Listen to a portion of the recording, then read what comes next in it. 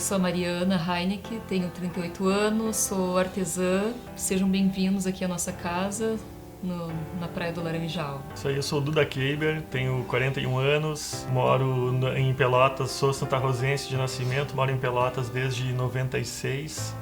E aqui, né, no Paralelo 30 a gente está, na verdade, num lugar muito idiosincrático no Brasil, porque estamos numa divisa com o Plata, né, com o Uruguai. E então também o nosso norte que nos inspira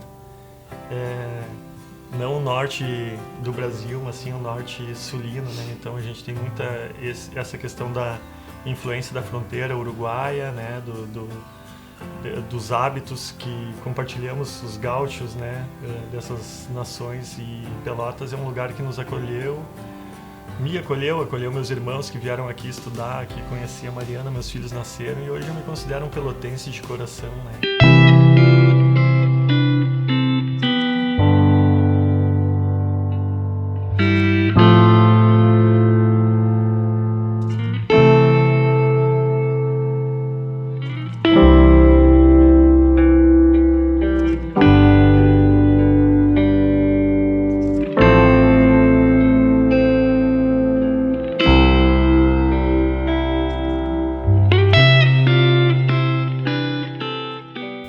Então, esse espaço, na verdade, ele é a nossa residência, né?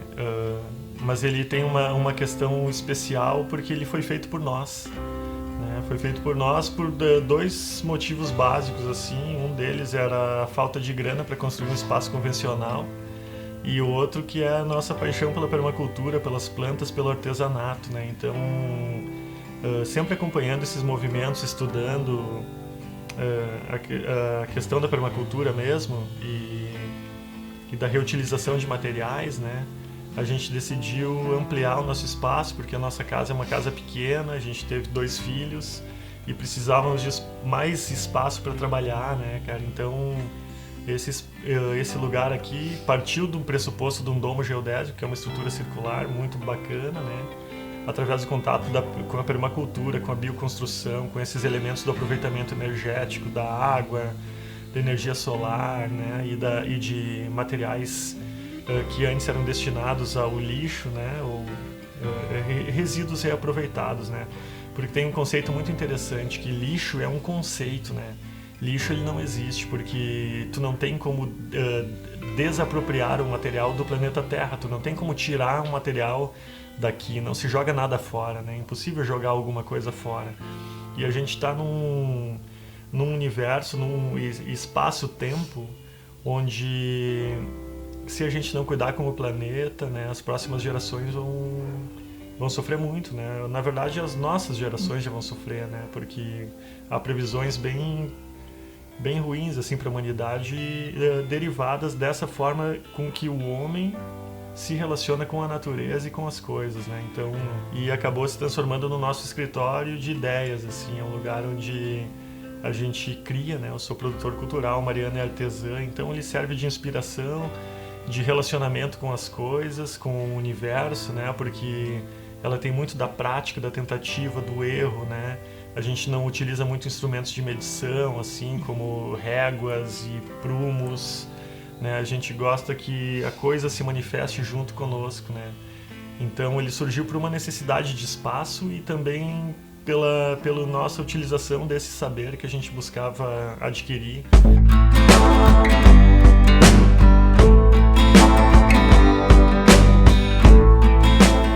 A questão do reciclo, né, do upcycling, é muito interessante, assim, e não é só em voga nesse momento, assim, essa obra aqui tem 10 anos já, né?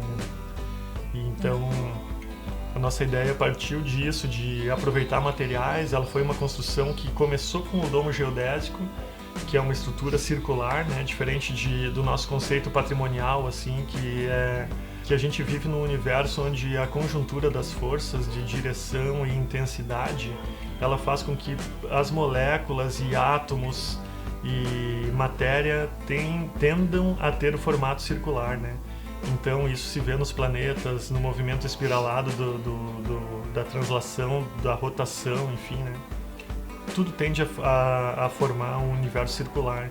E quando a gente cria uma projeção do universo circular num patrimônio quadrado, né, já começa a soar estranho, assim, porque na real o ser humano ele é um ser natural, mas ele tem a mente artificializada, né, porque ele criou um preceito que é o tempo é dinheiro, ou seja, a gente vive, o sentido da vida é o dinheiro.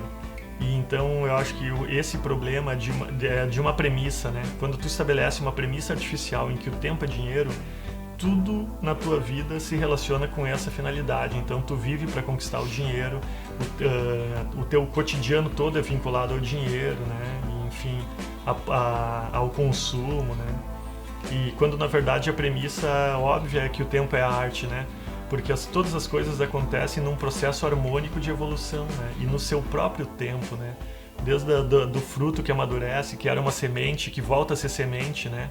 Então ele, além de ter o tempo próprio de acontecer, ele tem um ciclo, né?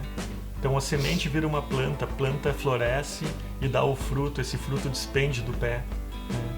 E sai para o seu novo universo, né? Então isso é um ciclo. A água que cai do céu, cai no telhado, cai no chão, né? Ela volta para o lençol freático e vai alimentar de novo, né? E vai chover de novo em outro lugar, né? Então a questão dessa ciclagem, ela é um princípio universal, né? E ela inspirou essa construção na medida em que a gente não botava as coisas fora e sim utilizava de alguma forma, seja virando parede, seja virando mobiliário, né? Então aqui é uma casa que tem para-brisa de carro, tem box de banheiro, tem garrafas, tem bolitas, tem pratos, tem... Enfim, tem uma série de coisas, janelas encontradas no descarte, que a Mariana trabalhou. A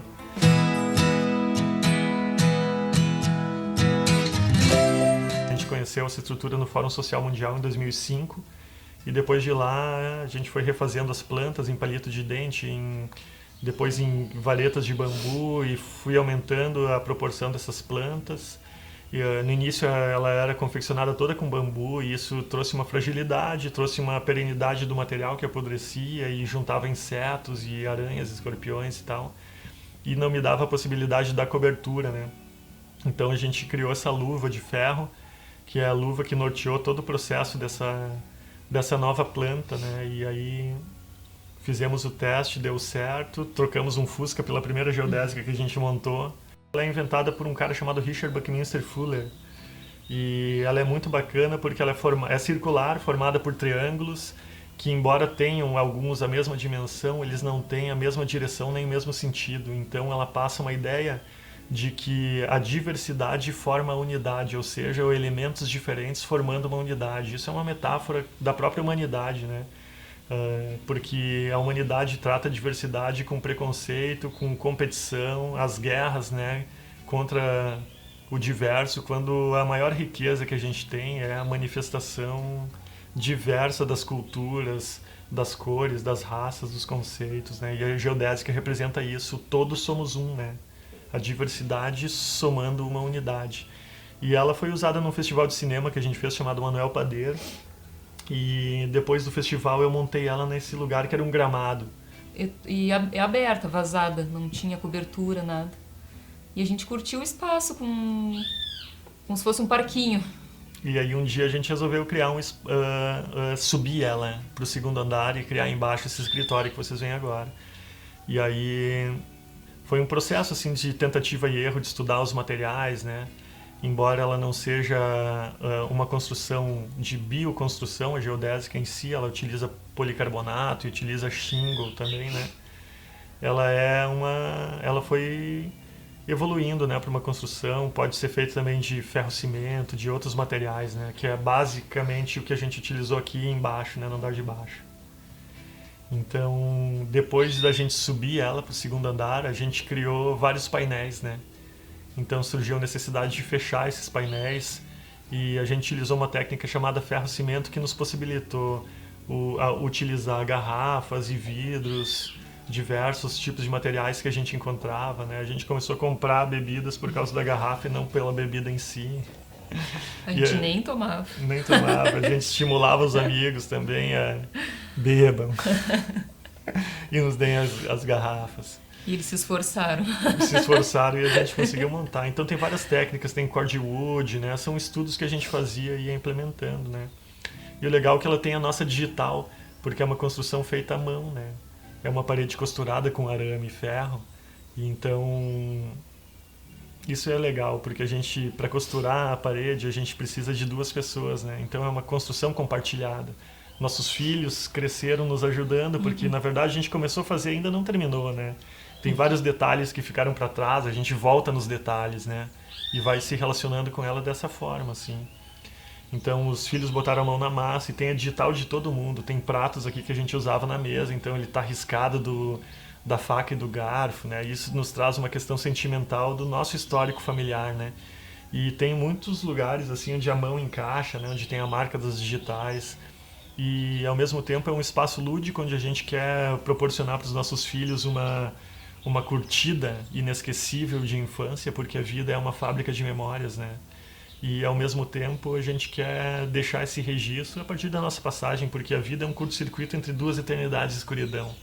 Como passa tudo tão rápido, a gente quer de certa forma utilizar esse espaço e esses conceitos assim de reaproveitamento do banheiro seco, né, que é um projeto de Bazon muito legal, né, do aproveitamento da água, do telhado, da energia solar, da horta, né? Então são vários elementos que estão interligados, né? Porque a permacultura é isso, né? Na verdade é potencializar a energia e aproximar os elementos para que um fortaleça o outro. A gente faz a compostagem do nosso lixo orgânico, né? E ao mesmo tempo a gente é viciado em planta, a gente tem uma coleção de bromélias, de orquídeas, de tudo que é planta, a gente é fissurado em plantas, né?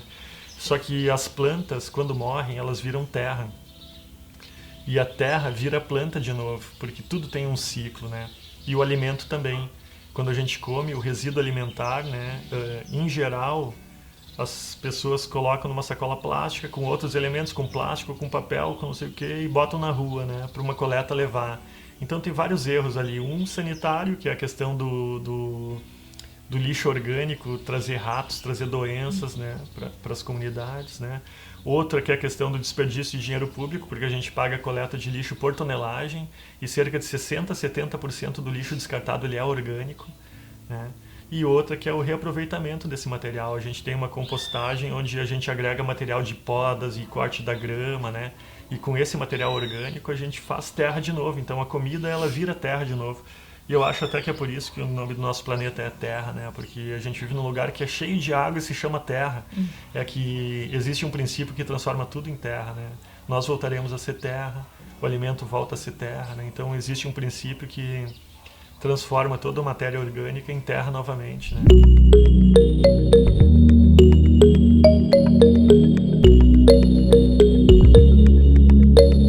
É um sentimento de felicidade, né? Gratidão, assim, tu saber que tu tá habitando um lugar que foi feito pelas próprias mãos e é uma casa viva, né? É uma casa com tá sempre em mutação, a gente tá sempre retocando. Eu particularmente adoro essa ideia de morar num lugar feito por nós. E tem essa questão do pertencimento também. E tem a participação de vários amigos, porque tem coisas que a gente não conseguia fazer. Então, por exemplo, tu vê que são postes pesados, né, que formam a estrutura dela. E muitos deles a gente não conseguia mover. Muitos eu judiava da Mariana. Vem aqui, Mariana, vamos carregar um poste. Putz, quantos postes a gente carregou, né? Mas muitas coisas a gente não conseguia mover, então a gente ficava esperando as visitas chegar. Quando a visita chegava, a gente dizia, meu amigão, vem aqui que eu tenho uma coisa pra gente fazer junto. E a gente carregava um poste. Então tem vários elementos aqui de amigos que chegaram e participaram de alguma forma, ou traziam as garrafas, né? Na construção do banheiro seco foi muito interessante, porque a gente montou a estrutura e um amigo disse, eu tenho 2 janelas para dar para vocês. Eu digo, que legal, a gente está precisando. E ele trouxe as 2 janelas e as 2 janelas encaixaram no lugar como se tivesse sido feito, desenhado, medido para aquilo, né?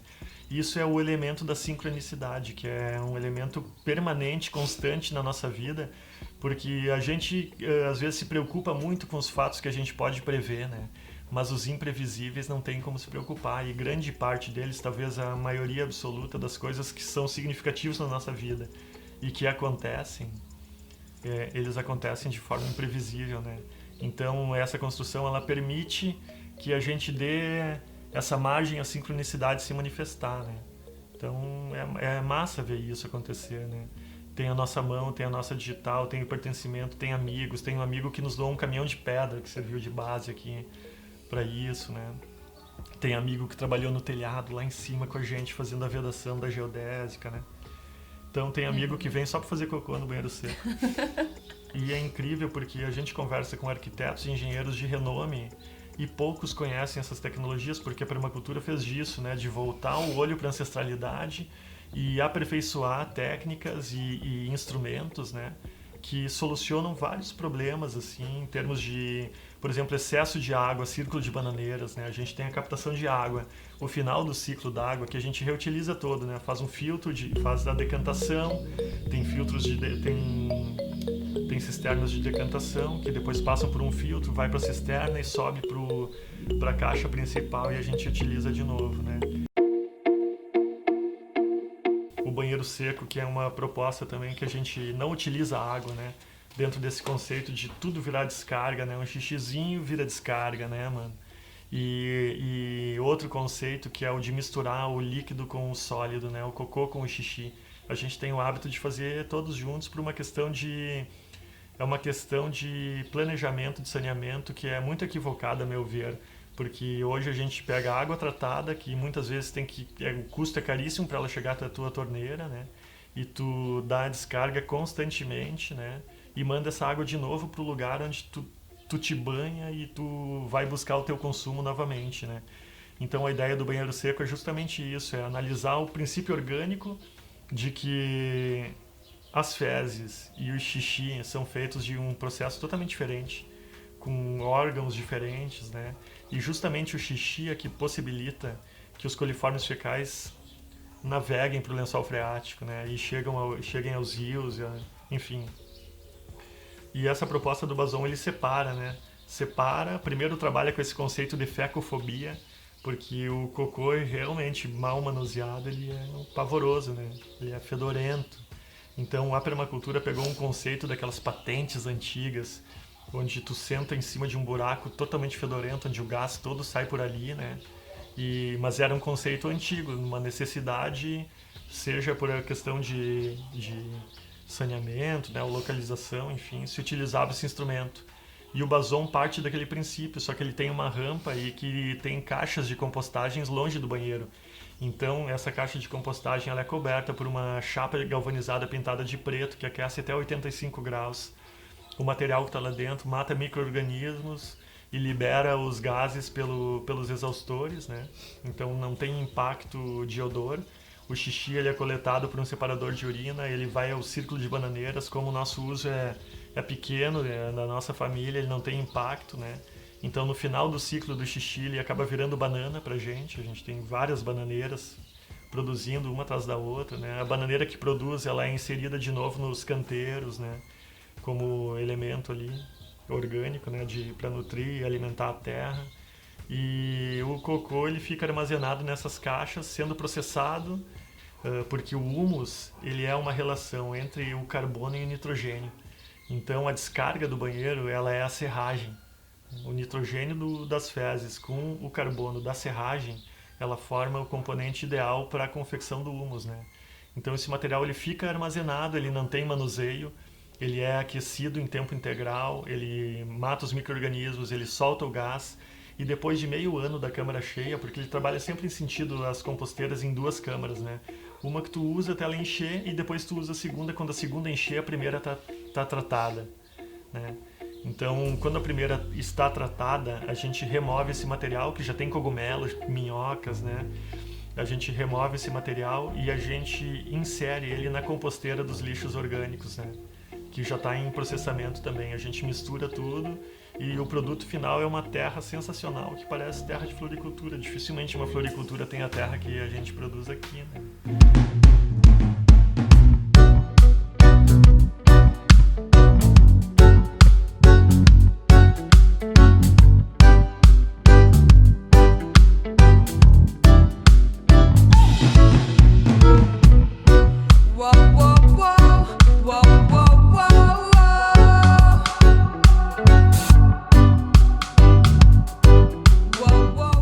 A gente utiliza esses testes, né, e vai se relacionando com as coisas e pensando assim de que modo a gente pode produzir o menos impacto possível, né?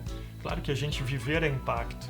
Onde a gente passa caminhando, a gente impacta espaços, né? Enfim, e a gente segue impactando. A gente tem modos de consumo igual a toda a humanidade, assim, a gente impacta com o nosso consumo, óbvio, né? Mas a gente busca diminuir esses impactos, né? Porque o que a gente bota para fora do nosso portão, mais importante que é do que a gente consome, é o que a gente bota para fora, né? Então, acho que eu sinto falta, como em termos de políticas públicas, assim, essa reflexão sobre isso, e em termos de humanidade, do modo com que a gente se organiza, né? Como a gente joga o nosso lixo para fora, né? Por que não separar os lixos, né? Por que não colocar os lixos organizadamente limpos, ou os resíduos, né? Porque lixo é um conceito, né? Por que não colocar os resíduos organizadamente para fora do portão? Isso trabalha com a dignidade do catador, trabalha com a economia circular, porque muitos deles podem ser reaproveitados e vendidos, comercializados, né? Trabalha com saúde pública a partir do momento que tu cuida do teu resíduo orgânico e transforma ele em terra, que vai dar planta de novo, que vai dar comida, que vai voltar a ser terra, né? A observação dos processos cíclicos, né? E hoje a gente tem esse questionamento muito grande, né?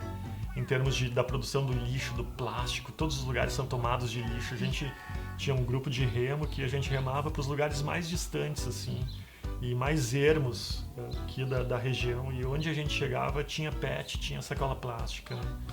Então acho que daqui uns 20 anos, 30, se esse vídeo ainda estiver no ar, as pessoas vão, né, os nossos filhos, nossos netos vão nos cobrar, dizer, putz, cara, tu entrava no mercado, comprava uma laranja, ia para dentro de uma sacola plástica, depois ia para outra sacola plástica, ia para mais um pedaço de papel que anota o comprovante da compra da laranja. Era assim que você se relacionava com as coisas? Putz, cara, que mundo vocês vão deixar para nós, né? E mesma coisa dos combustíveis fósseis e tal, havendo tecnologias já de energia limpa para todos os lados, né? Por que não existe políticas públicas para diminuir o custo de carros elétricos, por exemplo, ou de placas fotovoltaicas, né? Por que isso não é comum, né? Quais são os interesses da humanidade? Ainda está conectada na premissa do tempo é dinheiro. Mas tudo bem, eu compreendo isso como uma fase da humanidade, mas até quando a gente vai? Quando a gente vai se ligar que a gente já passou a linha vermelha há muito tempo, né? E esse espaço, então, na verdade, é esse conjunto de conceitos que tentam nos redimir como humanos, cheios de hábitos equivocados, né? Para os nossos filhos, a gente fez com eles, quer deixar para eles, mas quer deixar muito mais do que paredes de cimento, né? A gente quer deixar um conceito, quer deixar uma possibilidade de reflexão, né?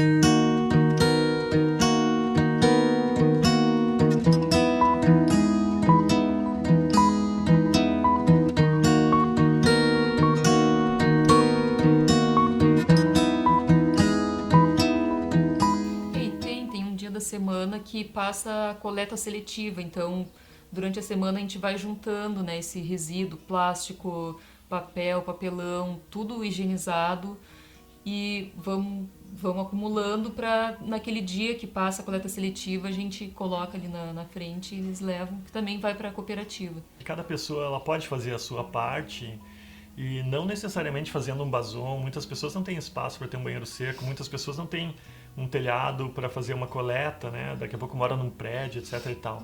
Mas eu acho que ela surge como provocação para te poder ver o que parte tu pode fazer. Daqui a pouco tu consegue separar o lixo, tu não consegue separar o todo, mas tu consegue separar as latas, né? Tu não consegue juntar a água numa cisterna, mas sei lá, a tua forma de consumo, tu vai escolher o produto lá, tu não vai pegar uma embalagem pequena ou várias embalagens pequenas, tu vai pegar uma embalagem maior, né? Então eu acho que essa reflexão de como a gente se relaciona, porque na verdade o maior impacto planetário, ele é gerado pela indústria, né? O que faz no final da ponta do cálculo não difere do tempo do minuto do banho que tu economiza, da água da torneira que tu deixa aberta para escovar os dentes. Cara, no sentido final o maior impacto é industrial. Mas isso não nos livra de ajustar o nosso relacionamento com a coisa. Eu não posso usar um argumento de que a indústria destrói mais do que eu, então eu vou tomar meu banho demorado. A indústria destrói e impacta, e eu não quero fazer a mesma coisa. Eu quero ver como eu posso reduzir esse processo, né? E claro, aqui a gente desenvolve essas tecnologias dos nossos estudos, né? Então, isso faz com que a gente opte. Às vezes a gente vai no banheiro tradicional e pensa, não, cara, eu vou lá fora, né? Não vou aqui, né? E essa é uma forma tênue, assim, de diminuir o nosso impacto, né? A questão da produção da nossa comida. A gente tem uma horta, mas a gente não é autossustentável. A gente produz bastante coisa, né? E que nos dá muito mais do que a subsistência e segurança alimentar. Ela nos dá a alegria de compartilhar com a nossa família, de ver um filho colhendo, de ver eles metendo a mão na terra. Eu cresci em Santa Rosa com isso, com meu pai. Eu ia pro sítio e muitas vezes eu ia contra gosto, mas eu via ele mexendo nos canteiros, né? Eu via ele satisfeito com a colheita, com o seu plantio, com as coisas que ele levava para casa. E aquilo virou uma informação na minha mente que ficou escondida durante muito tempo. Até eu perceber que essa produção não é pela questão, também é pela qualidade alimentar. A gente produz orgânico aqui, né? Mas a gente não é autossustentável. Mas ao mesmo tempo a gente tem a alegria de fazer um suco verde com a folha colhida, com a couve colhida daqui. A gente colhe, né, as coisas daqui, a rúcula, o espinafre, couve-flor, a beterraba, tomate. Agora a gente plantou feijão. Tem as frutíferas, tem pitangueira, tem ameixeira, tem bergamota pocã que vai dar fruta agora, tem a amoreira ali atrás. Então, não é pela autossustentabilidade ou pela segurança alimentar, mas é pela alegria de saber que aquele teu relacionamento gerou um alimento que vai ser compartilhado com as pessoas que a gente ama, né? Então, é isso. Eu acho que a gente não está buscando, assim, ser uma nave autossustentável, embora que esse seria o ideal, que cada residência pudesse produzir a sua energia, pudesse captar a sua água, pudesse produzir o seu alimento e pudesse gestar os seus resíduos, né? Sejam eles orgânicos ou não, né? Mas eu acho que é difícil alcançar esse panorama, assim, nessa sociedade que a gente vive, em termos espaciais, em termos ainda dessas premissas que a gente passa o dia inteiro correndo atrás da máquina, né? Mas eu acho que ele suscita essa discussão do que a gente pode fazer, mesmo que minimamente. Eu acho que é promover a conexão da gente com a Terra, né? Sair da conexão virtual, que hoje em dia é o que as crianças têm mais acesso, é isso, é TV, é celular, é computador. Acaba não sabendo da onde vem o tomate, da onde vem a alface que come. Então eu acho que é promover essa integração, sabe? Por mais que a gente não seja autossustentável, e eu acho que esse contato, assim, do filho ir colher um pezinho de alface e colher um tomatinho, eu acho que isso aí é o que é válido, sabe? Ele vai levar pra vida toda.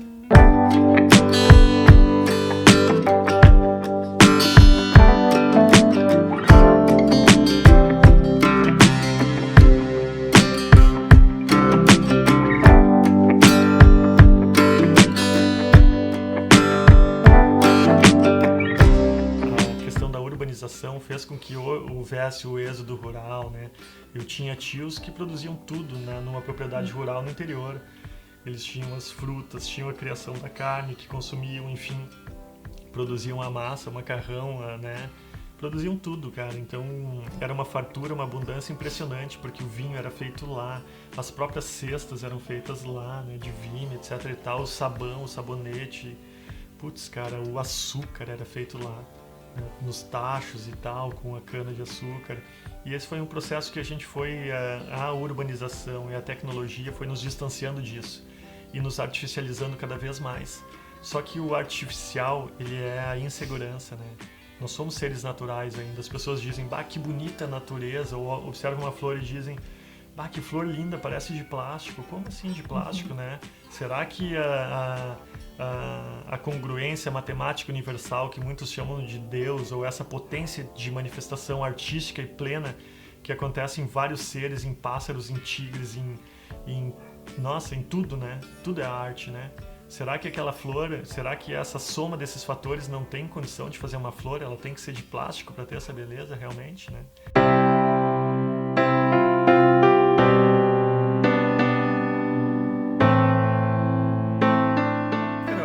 Ideal, na verdade, é uma construção, né? Porque nós somos o ser humano é muito complexo, né? Mas eu acho que as próximas gerações, né? Porque há uma transformação geracional, né? As gerações acima da gente achavam que a árvore é sujeira, então cortavam a árvore, né? Não se relacionavam com esses elementos, assim. Então, tipo, na casa da minha mãe, se cortou as árvores, se perdeu a sombra. E aí o calor do verão faz com que elas tenham que se trancar em casa com ar-condicionado. Então, tipo, quais são as opções que a gente faz para um mundo mais harmonioso, né? Não só na questão da sustentabilidade, mas sim do respeito interpessoal, o respeito intergeracional, o respeito com os anciãos, o respeito com as outras raças, principalmente a gente que vive num país totalmente racista, o respeito com o povo negro, né? O respeito com as mulheres. Eu acho que isso são discussões que estão sendo suscitadas cada vez mais, né? E em relação à harmonia entre os seres, eu acho que é isso, é mais compartilhamento e menos competição, né? Existe essa questão do conceito do darwinismo social, onde tu tem que competir com o teu amigo para te alcançar um posto mais importante do que ele e não colaborar com ele, né? Então a escola, por exemplo, ela é feita sob uma base industrial, né? Onde trabalha as crianças, prepara não o indivíduo para um mundo sustentável, um mundo mais justo, mais igualitário. Ela prepara os indivíduos para serem operários. Então existe diretor, existe supervisor, existe o período do recreio dos 15 minutos que a criança tem que ir lá e daqui a pouco voltar para a atividade, né? Existem os prazos então ela é educada para ser um operário e não para ser um cidadão. E eu acho que o mundo ideal, ela tem que inverter certos conceitos que a gente tem estabelecidos e para isso tem que acontecer heresias como esse espaço, assim, que ao mesmo tempo provoquem, puta, o cara tá falando em mexer no cocô, mas ao mesmo tempo é uma provocação libertadora, porque faz com que as pessoas reflitam sobre os seus hábitos, né? Eu acho que o mundo ideal é um mundo com respeito, com compartilhamento, com amor, com esperança, com uma linda semeadura, porque a gente quer o mundo bonito, mas a gente nem sempre planta o mundo bonito que a gente quer, né? Então eu acredito que a colheita está muito relacionada ao plantio e também acredito que a gente possa, nessa geração, fazer mais do que as gerações passadas. Então, mesmo que seja pouca coisa, consuma do mercado local, consuma orgânico, utilize menos plástico, leve uma sacola reciclável, leve uma sacola, não pegue a sacola do mercado, né? E escolha bem os seus produtos, trate bem os seus vizinhos, seus amigos, seus filhos, seus bichos, separe seus resíduos, enfim, eu acho que o mundo mais harmonioso ele é mais reflexivo do que apressado, né? Eu acho que a premissa tempo é dinheiro faz com que a gente corra demais, gaste demais, não pense na reciclagem, né? Não pense nem no conceito do design, porque agora nem só os 5 R's são importantes, não é só reciclar, reaproveitar, reutilizar. A gente tem que pensar no desenho do produto, o que esse produto vai ser depois de ser o que ele é, o que o meu celular vai ser agora que ele estragou. Ele vai ser um lixo, cara, químico, que eu não tenho nem onde colocar? Ou o que ele vai ser, né? Eu acho que tem que ser um pensamento mais em termos de sustentabilidade. Hoje, a grande elite, que eu não sei se é elite, porque elite é a nata de algo, né? Eu digo os seres mais ricos, digamos assim, poderosos do planeta, como Jeff Bezos, ele está planejando buscar um outro lugar habitável no universo, sabe? E olha só, cara, eu acho que deve ter, com certeza deve ter em todo o universo, vários planetas azuis onde tem uma biosfera rica como a nossa, né? E a força vital é uma manifestação. Mas eu acho que é muito mais fácil a gente readequar aqui os nossos hábitos, né, do que achar um novo lugar. Só que isso é uma provocação que não é mais bicho grilo, não é mais hippie, né, não é mais grunge. Isso é uma provocação que é muito atual, né, e muito mais que atual. Ela está relacionada com a nossa sobrevivência, né, e com a qualidade da nossa vivência. O mundo ideal assim que eu vejo é os seres em harmonia mesmo, sabe? Harmonia, se integrar com o planeta Terra, saber que nós somos parte da Terra, né? Assim como todas as espécies são. Então, ter esse respeito, um mundo onde a arte aflore mais nas pessoas, porque todo mundo tem a arte em si, né? E só falta se conectar consigo mesmo.